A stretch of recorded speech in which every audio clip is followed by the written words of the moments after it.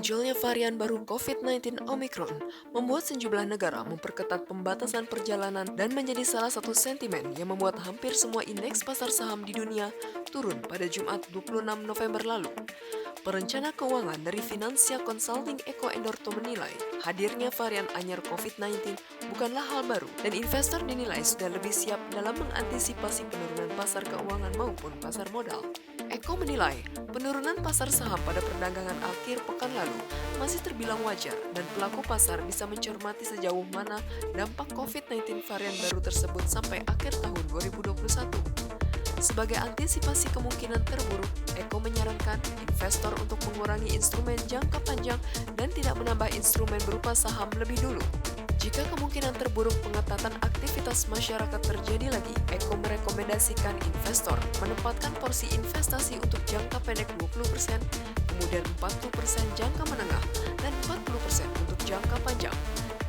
Sementara itu, Direktur Panin Asset Management Rudianto memandang penurunan pasar saham yang terjadi bisa dimanfaatkan untuk menambah bobot investasi instrumen saham.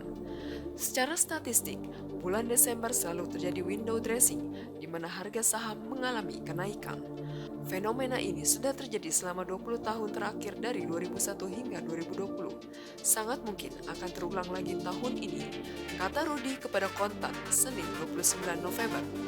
Ia menambahkan, investor tak perlu memangkas porsi investasi di instrumen saham. Begitu juga untuk obligasi pemerintah yang diproyeksi bisa kembali melesat jelang Desember 2021. Rudi menuturkan, tahun depan merupakan tahun pertumbuhan melanjutkan perbaikan kinerja pada 2021 walaupun muncul varian baru COVID-19.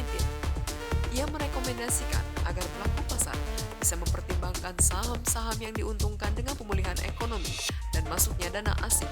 Sebagai alternatif, sambungnya, investor juga bisa menempatkan asetnya pada instrumen obligasi korporasi ataupun reksadana pendapatan tetap. Adapun porsi penempatan aset menurut Rudi berdasarkan profil agresif bisa menempatkan 10% ke instrumen reksadana pasar uang, 20% pendapatan tetap, 30% campuran, dan 40% reksadana saham.